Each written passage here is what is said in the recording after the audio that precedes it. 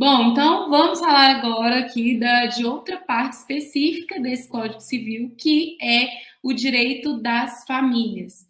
E aí eu já começo com esse título, por quê? Para eu contar para vocês qual é o conceito de família nos dias atuais para o direito das famílias, que seria aqui nessa área para o Código Civil, para as jurisprudências e doutrinas que a gente tem hoje em dia no mundo jurídico.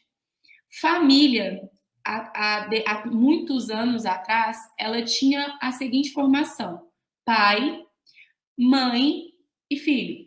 Então, o conceito, o formato de família era esse. Porém, com a evolução da sociedade e a gente vendo hoje cada vez mais comum uniões homoafetivas, a gente tem uma família, por exemplo, que é onde é a avó e a neta, não tem pai e mãe quem cria a avó.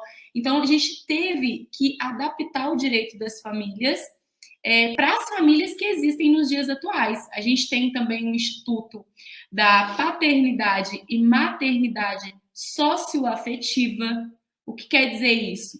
É aquela paternidade, aquela maternidade que não tem a ver com laços sanguíneos, mas sim com laços de amor. Então, nos dias atuais, para o direito das famílias, o que vai dizer que aquilo ali é o núcleo familiar são os laços amorosos, ou seja, é o afeto. Então, isso foi uma evolução ao longo dos anos.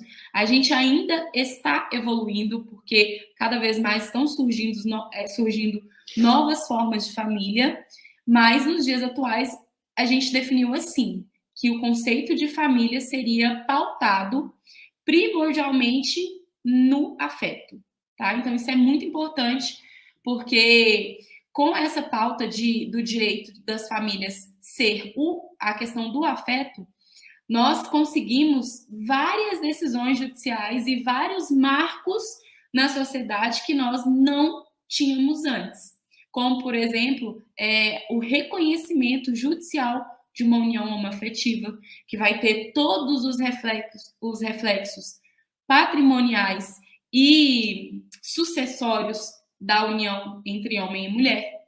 A gente consegue adoção homoafetiva, a gente consegue paternidade e maternidade socioafetiva. Então, isso tudo fez o direito se inovar mesmo e acompanhar aí a nossa evolução da sociedade com a questão do afeto. As famílias já reconhecidas pelo judiciário são essas que eu acabei de citar para vocês, tá? Então, hoje em dia, casais homoafetivos vão ter os mesmos direitos e deveres também perante a lei que os casais entre héteros, né? Que é homem e mulher. A gente consegue ter o casamento, a gente consegue ter um exemplo também, uma maternidade, um núcleo familiar formado apenas por mães. Não precisa ter mãe e pai. A gente consegue ali uma maternidade socioafetiva, por exemplo, de duas mães. Entende? Não precisa mais ter a mãe e o pai. Então, isso foi uma evolução muito grande e vem aí, a cada dia que passa, trazendo para a gente novas decisões. Às vezes eu passo o Instagram, passo o Google ali e vejo notícias que na hora que eu olho eu falo, gente, que maravilha. Ao direito, modificando de novo, se inovando de novo. Então, é muito legal que vocês saibam disso. Próximo slide, Eduardo, por favor. Casamento. E aí eu trouxe aqui para vocês, já que a gente está falando aí de família, não teríamos como não falar sobre o casamento, né? Que é onde acontece aí a união dessas famílias, tanto pelo casamento quanto pela união estável, que já está no meu próximo slide para me falar. Bom, casamento nós temos tipos de regime de bens, nós temos 5. Quais são esses regimes? Separação de bens, que todo mundo acredito que já sabe qual que é aquilo onde você se decide casar, mas você não quer que nenhum dos bens se comunique, nem os que você tinha antes do casamento, nem os que você vai ter durante o casamento. Então, nenhum bem e também dever vai se comunicar nesse regime de casamento. Nós temos o regime de comunhão parcial de bens. Esse é o mais conhecido, porque Geralmente é o que as pessoas decidem se casar. Acredito eu, Odete, como advogada das famílias, que é por falta, às vezes, de saber que existem esses outros. Provavelmente tem muita gente que acha que só tem esse. Ah, vou casar, então vamos parcial de bens. Tudo que a gente adquirir aí na constância da união é dos dois, mas não é bem assim. A gente tem 5. Então a gente tem a separação de bens, parcial de bens, universal de bens. O que é essa comunhão universal? Tudo que eu tinha antes do meu casamento e tudo que eu adquiri na decorrência do meu casamento até ele chegar ao fim ou até o falecimento de algum cônjuge, vai ser em partes iguais para os dois. 50% para cada um. Tudo se comunica, tanto bens quanto dívidas. E tem também o participação final nos aquestos. Ele é um pouco mais complicado, mas eu vou tentar simplificar aqui. É uma mistura da separação de bens com a parcial de bens. Porque nesse aí, quando você vai se casar, você consegue ter os seus bens próprios. Eu comprei esse telefone com o meu dinheiro e ele é meu, ele está no meu nome, então ele não vai entrar na partilha. Porém, eu estou casada e comprei um carro e esse carro ele está em nome do meu noivo, mas a gente quer que ele entre na partilha. Porque no final, quando a gente for fazer um divórcio, um possível divórcio, ele vai entrar e a gente vai mear ele. 50% para cada cônjuge. Então, isso é uma mescla desses dois outros regimes. Deu para entender? Deu para entender, Camila? Eduardo? Tranquilo. Deu para entender bem. E por último, o quinto regime é o regime de separação obrigatória de bens.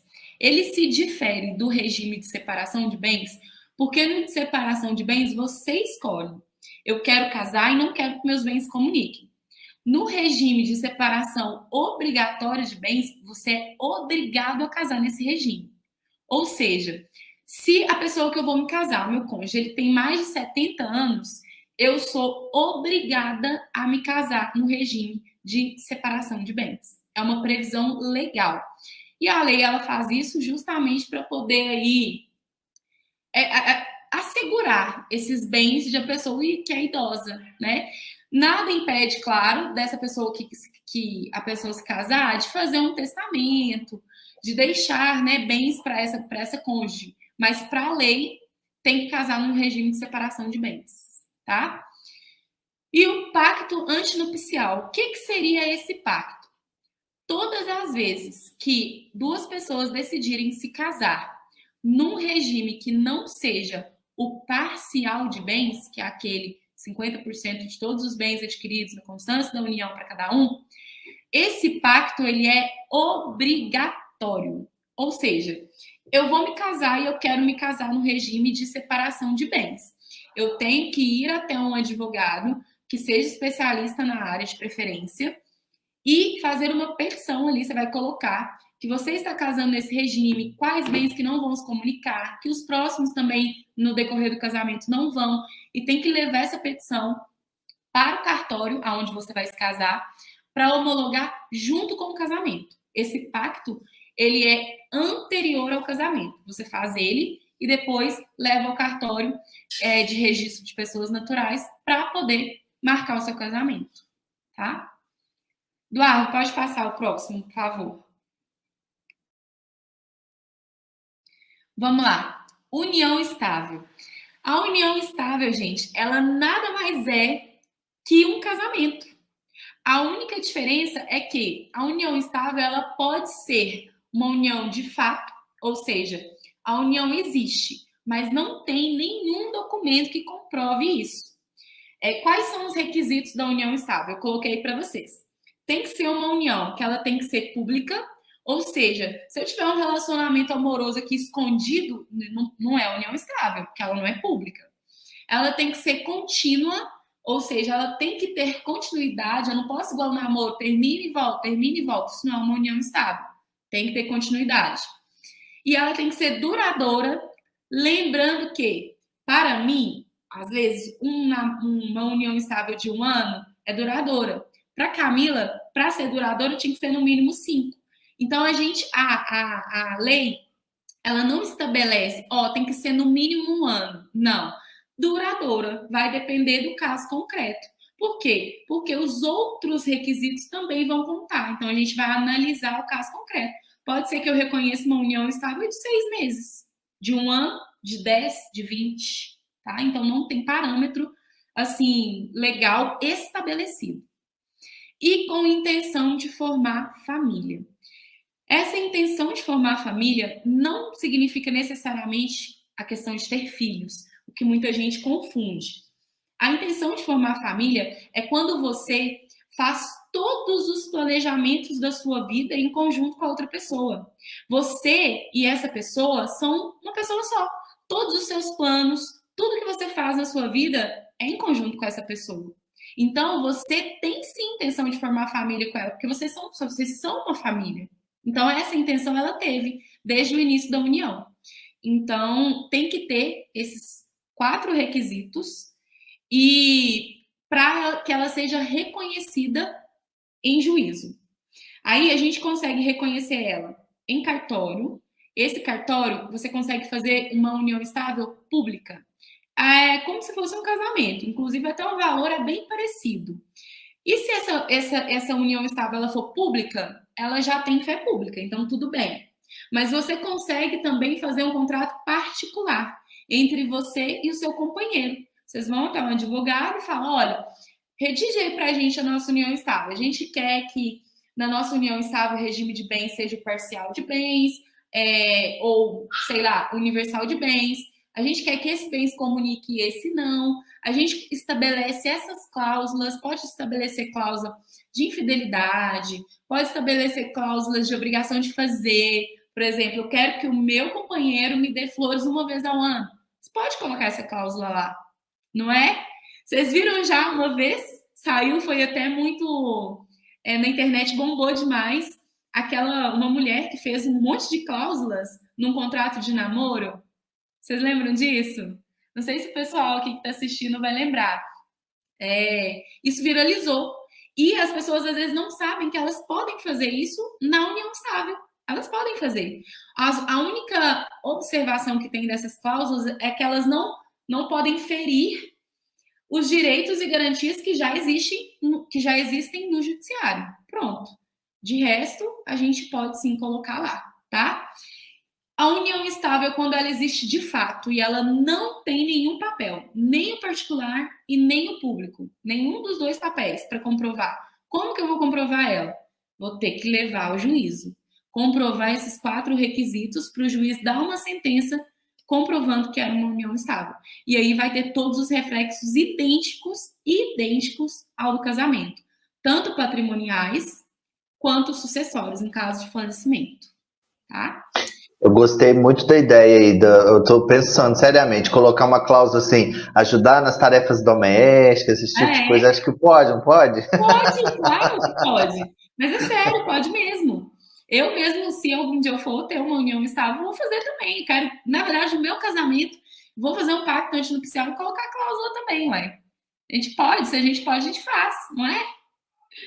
Pode Isso passar, aí, muito Eduardo, por bom. favor. Pensão alimentícia, deixa eu ver já o horário, que já está terminando. E a pensão alimentícia, eu começo a falar, eu não paro mais, porque eu amo, né? É uma das áreas do direito das famílias que eu mais amo. Mas eu trouxe para vocês, só vou pincelar mesmo os tipos de pensão alimentícia que a gente tem. A gente tem a pensão alimentícia para o menor, que é a mais conhecida, né? Para criança e para o adolescente. Quem tiver a guarda vai entrar, requerer essa pensão. E aí, essa é a mais comum. A gente tem os alimentos entre cônjuges. O que é isso? 2 pessoas eram casadas e aí estão se divorciando. E um dos cônjuges, geralmente, é a mulher, mas não é regra, se abdicou de toda a sua vida, de sua carreira, não tem serviço, nunca trabalhou. Sempre o outro cônjuge falou: olha, eu que vou colocar aqui o dinheiro dentro de casa, tudo que você precisar eu vou pagar. E eu quero que você fique aqui e cuide da casa, cuide dos nossos filhos e tal. Isso foi acordado lá comumente, tá? Vai divorciar? Esse cônjuge ele pode ter a obrigação de pagar uma pensão para essa ex-esposa por um tempo. Geralmente tem algumas que são vitalícias, depende, hoje em dia é mais difícil, depende da idade. Por exemplo, uma senhora está se divorciando com 60 anos. Para ela, se ela nunca esteve no mercado de trabalho, é quase que impossível ela conseguir um serviço. Entende? Se ela não tem uma profissão, ela nunca esteve no mercado de trabalho, provavelmente essa pensão seria vitalícia. Mas para outras que aí têm essa oportunidade de ir para o mercado de trabalho, se levantar, às vezes por uns anos, 1 ano, 2, 5, 10, depende do caso concreto, tá? Alimentos avoengos, que são pagos pelos avós, tanto maternos quanto paternos. Esses alimentos avoengos, eles só podem ser cobrados depois que esgotaram todas as chances e as tentativas de cobrar os alimentos dos pais, do pai ou da mãe, que, né, de um menor, de uma criança, de um adolescente. Aí essa obrigação ela pode ser transferida para os avós, dependendo do caso concreto também. Por exemplo, o caso de um pai que falece e não deixou pensão para o filho, porque ele não era segurado do INSS. Então, pode ser que os pais dele sejam obrigados a pagar a pensão alimentícia. Entende? Transferiu, porque não tem mais como cobrar dele.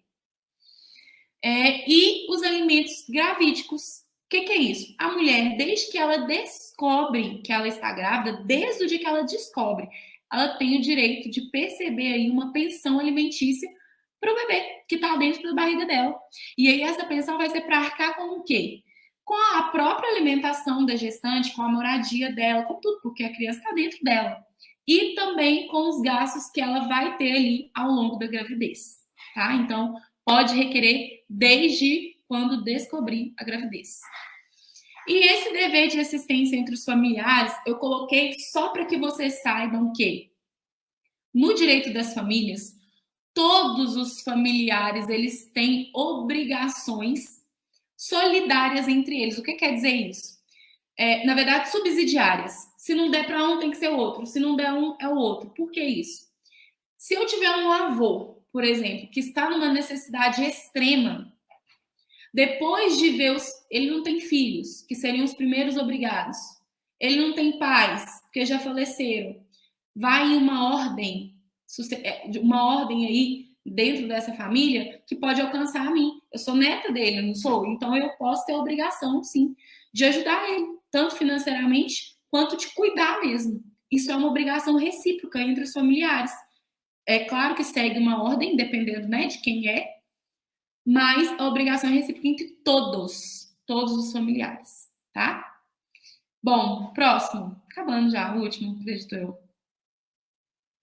E o direito sucessório, que é uma área aí também do direito civil. Todo mundo confunde, acha que é direito de família, mas não é. O direito sucessório, ele é autônomo. Lógico que entra muito do direito das famílias, mas ele é autônomo.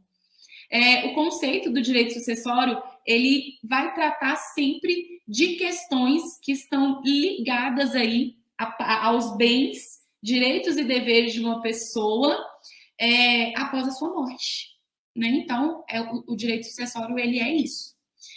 E aí, uma pessoa, antes de falecer, ela pode fazer um testamento, e nesse testamento ela pode dispor sobre seus bens, sobre os seus direitos, sobre deveres, colocar a obrigação de fazer, por exemplo, olha, Camila, eu vou deixar um apartamento para você, mas você tem que se formar na faculdade de medicina. Posso colocar isso num testamento, né? Eu posso fazer também o que a gente chama de planejamento sucessório. Você pode planejar, estar vivo.